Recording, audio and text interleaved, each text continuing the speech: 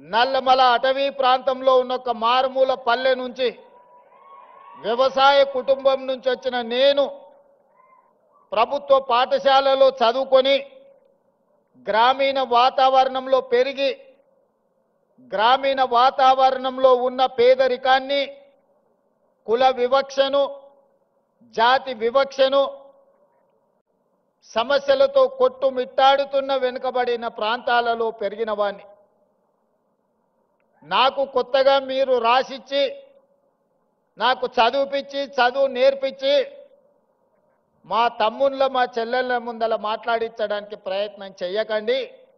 నాకు ఏమనిపించిందో, నా కళ్ళతో ఏమి చూశానో, నాకు ఈనాడు అవకాశం వస్తే ఏమి పరిష్కరించాలనుకుంటున్నానో వాటినే నేను మాట్లాడతాను. వాటి నుంచి విద్యార్థుల సూచనలు తీసుకొని తెలంగాణ మేధావుల యొక్క అనుభవాలను రంగరించి ఈ విశ్వవిద్యాలయాన్ని అంతర్జాతీయ ప్రమాణాలతో తీర్చిదిద్దాలని ఈనాడు ఒక మంచి సంకల్పంతోని, ఆలోచనతోని నేను ఇక్కడికి రావడం జరిగింది. మిత్రులారా, ఈ ప్రాంతానికి నేను నిన్న చెప్పినా, ఇవాళ కూడా నేను చెప్పదలుచుకున్నా. గ్లోబల్ సమ్మిట్ వేదిక మీద ప్రపంచ స్థాయి ప్రముఖులు అందరూ హాజరైన వేదిక మీద నుంచి నేను ఒక అంశాన్ని ప్రస్తావించిన. ఈ దేశంలో తెలంగాణ ప్రాంతానికి, ఈ భూమికి, ఈ గాలికి, నీరుకి ఒక చైతన్యం, ఒక పౌరుషం ఉన్నది. ఈ చైతన్యం, ఈ పౌరుషానికి చదువుతో సంబంధం లేదు. ఎవడైతే మన మీద ఆధిపత్యం చెలాయించాలనుకుంటాడో, మనల్ని అదిమి పెట్టి మన మీద తన ఆధిపత్యాన్ని నిరూపించాలని అనుకుంటాడో అప్పుడు పోరాటం పుట్టుకొస్తుంది తెలంగాణ గడ్డ మీద నుంచి అని నేను చెప్పా. ఆనాడు దండకారణ్యంలో పుట్టిన కొమరం భీముడు పీజీలు, పిహెచ్డీలు చదవలేదు. సామాన్యుల గుండె చప్పుడుని అర్థం చేసుకున్నాడు. కొమరం భీముడు ఆనాడు జల్ జమీన్ జంగల్ అనే ఒక నినాదాన్ని ఆనాటి పాలకుల మీద, ఆధిపత్యం చెలాయించిన వాళ్ళ మీద ఉద్యమాన్ని ఊపిరిగా తీసుకొని, పోరాటాన్ని పునాదిగా వేసుకొని మర పిరంగులై పేలితే ఆనాటి పాలకులకు గజగజలాడినారు. అటవీ ప్రాంతంలో పుట్టిన అడవి బిడ్డ, ఆదివాసి బిడ్డ ఆధిపత్యాన్ని సహించలేదు అంటే ఈ నేలకున్న చరిత్ర ఎలాంటిదో నేను అంతర్జాతీయ ప్రముఖులకు చెప్పదలుచుకున్నా. ఆ తర్వాత నిజాములు, రజాకర్లు ఈ ప్రాంతం మీద ఆధిపత్యం చెలాయించడమే కాకుండా వారి రాచరికాన్ని నిలుపుకోవడానికి రాక్షస కృత్యాలకు పాల్పడుతూ ఈ తెలంగాణ ప్రజల మీద దాష్టికాన్ని ప్రదర్శించారు. ఆనాడు చదువుతో సంబంధం లేని దొరల గడీలలో వాళ్ళ పాదాల కిందతో నలిగిపోతున్న సందర్భంగా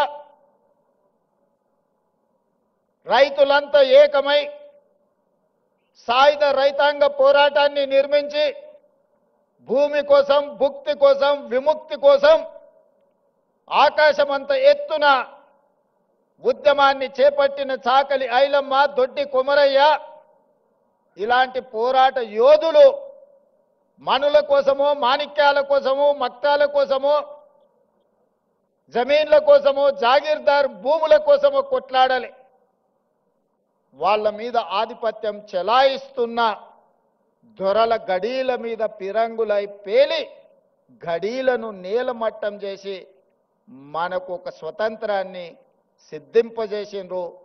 సాయుధ రైతాంగ పోరాటం అది. ఆ తర్వాత ఉమ్మడి రాష్ట్రంలో మంచి జరుగుతుందని, సామాజిక సమస్యలు పరిష్కారం అవుతాయని, తద్వారా మన జీవన ప్రమాణాలు పెరుగుతాయని 6 దశాబ్దాలు ఎదురు చూసినాం.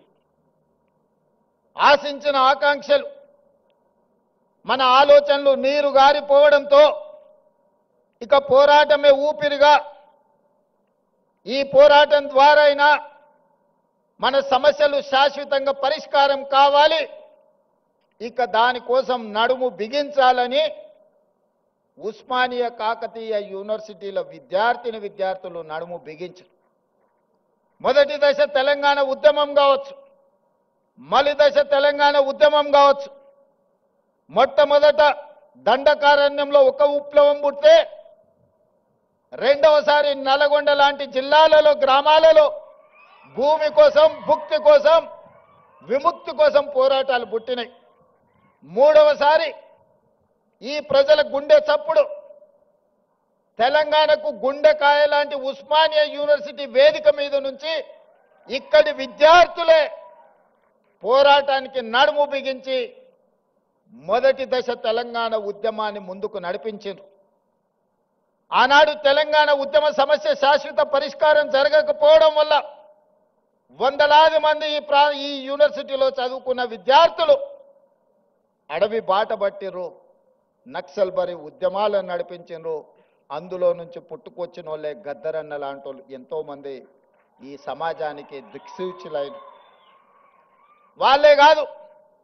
ఈ ఉస్మానియా యూనివర్సిటీ గొప్ప ఆర్థిక మేధావి పివి నరసింహారావు గారిని, ఉత్తమ పార్లమెంటేరియన్ జైపాల్ రెడ్డి గారిని, పోరాటాలకు స్ఫూర్తినిచ్చిన జార్జ్ రెడ్డిని,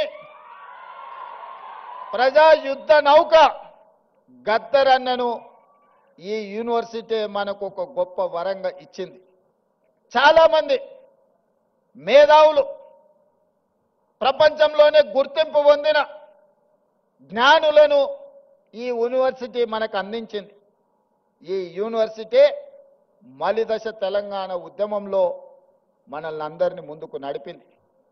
ఆనాడు ఈ ఉస్మానియా యూనివర్సిటీ గడ్డ మీద నుంచే కాదు, గల్లీలలో, తండాలలో, గూడాలలో, మారుమూల పల్లెల్లో ఎక్కడ ధూమ్ధాం జరిగినా ఆ ధూమ్ధాం వేదికల మీద నుంచి జయ జయ హే తెలంగాణ నాదాన్ని, నినాదాన్ని అందశ్రీ గారు మనకు అందించారు.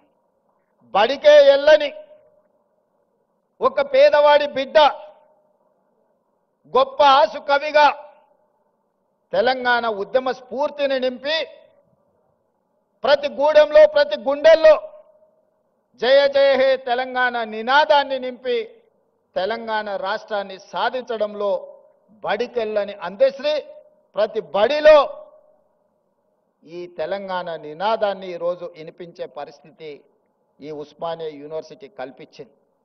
అందుకే మిత్రులారా, ఎప్పుడు సమాజానికి ఏ సమస్య వచ్చినా ఆ సమస్య మీద ఈ యూనివర్సిటీ విద్యార్థులు కదలడం ద్వారా ఆ సమస్యకు పరిష్కారం దొరికింది.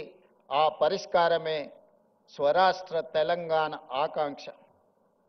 మరి తెలంగాణ వస్తే ఇక్కడున్న మా తమ్ముళ్ళు, చెల్లెళ్ళు ఏం ఆశించరు?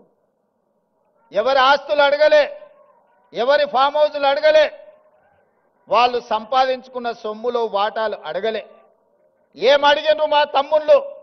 స్వేచ్ఛను అడిగినరు, సామాజిక న్యాయం అడిగినరు, సమానమైన అవకాశాలు అడిగినరు.